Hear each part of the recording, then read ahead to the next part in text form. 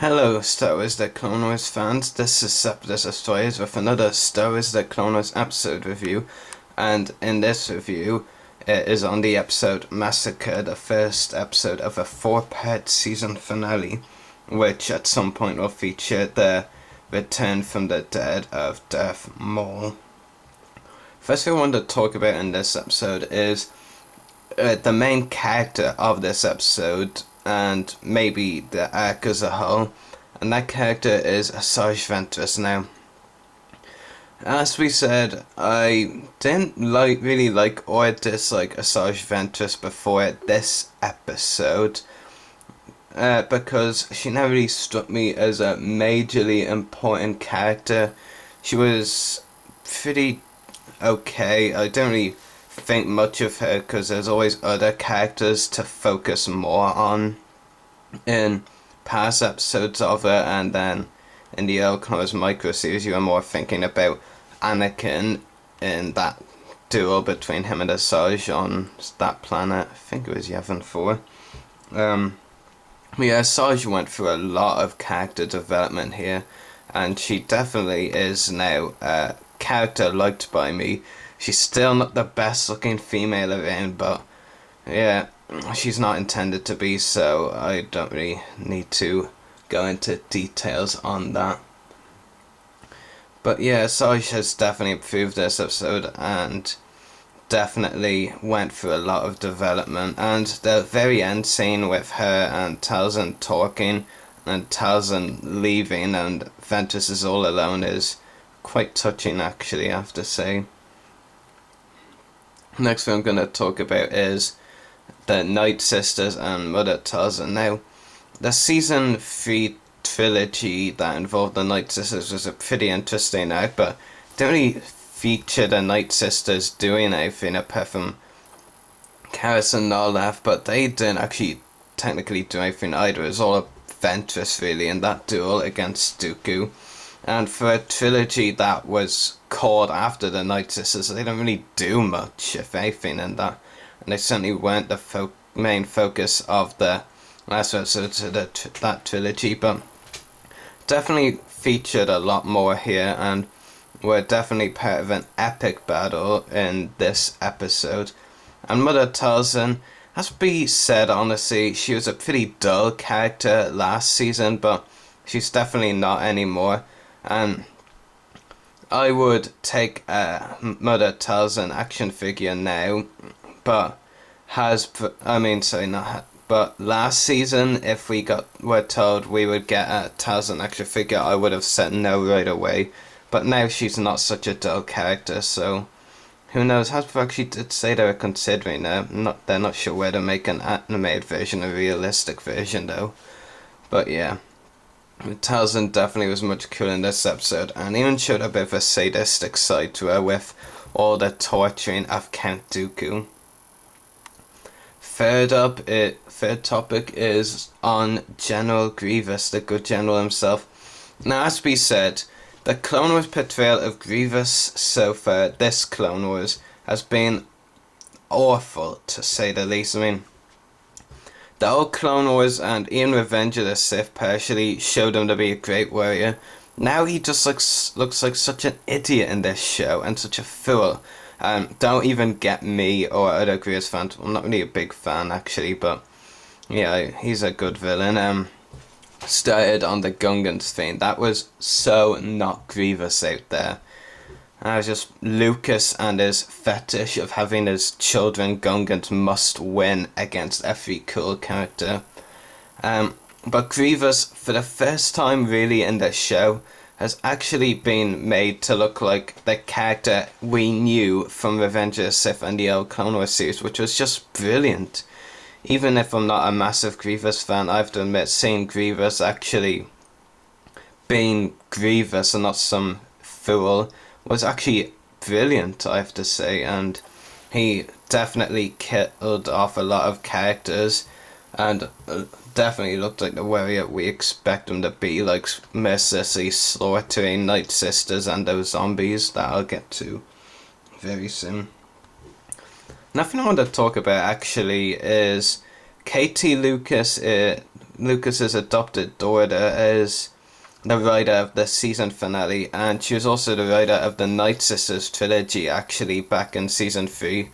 And I have to say, she has amazing writing skills, and I don't even feel bad about this or feel I'm wrong about this, but if she was to write every episode for the series, never mind this season or any season, all of them, she would, the show would probably have no flaws. Her writing is that good, to be absolutely honest with you.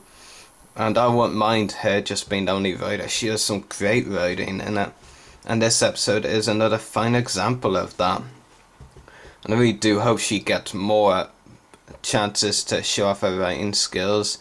Arguably, she's a better writer than the maker himself. I'm joking. Anyway, next topic, I'm actually going to kind of merge two together. It's about the Night Sister zombies. It's not the first time we've had this idea in Star Wars history. It's like the fourth now, twice in the EU, and this is also the second time in the show. The first time, sorry, was in the season 2 episode Legacy of Terror, which had zombie Geonosians in it, and I also have to say, I was more creeped out by the Geonosian ones than these ones.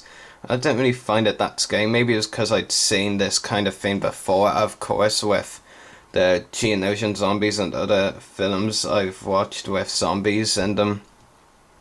But I wasn't really that... In fact, no, screw that. I wasn't creeped out at all by the zombie Night Sisters, really, and one complaint I do have is they don't really resemble the Night Sisters. It's just something that they decided to do. Let's make some zombies for this episode. They didn't really resemble the Night Sisters, to be honest. But yeah, that's just my opinion. And of course, the question has to be asked, is this still a kid's show? Now, I've heard there's been several complaints by parents already about this episode because of these zombies. And I honestly have to say, what the hell? I mean, this isn't even, for God's sake, this isn't even the worst, or even scariest, spookiest thing we've seen in the show. Look at Riff Tamsin's death, for example. I mean, he had his bloody head blown up on the wood, and you got to see his inside his skull and all. How's that not scary compared to zombie Night Sisters, which were hardly scary at all, to be honest with you, in my opinion? With Tamsin's death was both shocking and a bit scary. So why are parents complaining about zombie Night Sisters and not Riff Tamsin's death? I mean, I honestly just don't understand that, to be honest with you.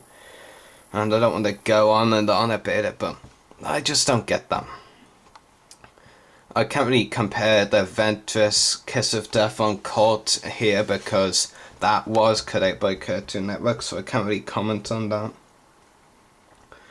But yeah, it's definitely not a kids show. I don't think it was ever really intended to be. Sure, it's on a kids channel, you could say Cartoon Network, but it is Star Wars and it's more aimed at adults. It's same for all ages certainly, but the main majority of the viewers, especially back in the original trilogy and all, was adult viewers. Okay, so might as well go into my rating of this episode.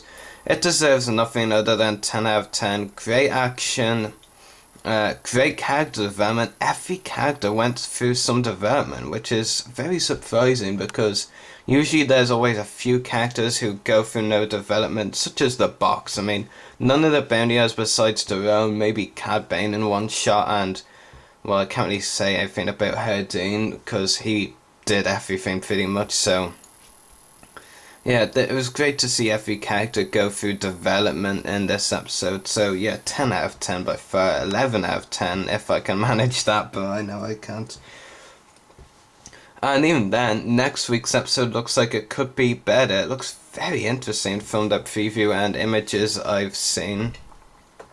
There even looks to be a few ninja-like guys fighting bounty hunters, such as original trilogy favourites like Boba Fett. Personally, I can't care less for Clone Wars Boba Fett, and this new helmet just looks pretty stupid, to be honest. But not sure if he's gonna have a big role or something. All we saw of him in the preview was walking the direction Bosk, and then there's the debut, highly anticipated for me, in my opinion, for me, debut of Dengar, my all-time favorite bender. So I'm incredibly looking forward to that. And it will be interesting to see Ventress doing a bounty hunter's role, I guess you could say. So yeah, Bounty should be really good, and I'm very looking forward to that. Probably even more so than I did for Massacre, to be honest. Anyway, hope you've all enjoyed this review, and may the force be with you.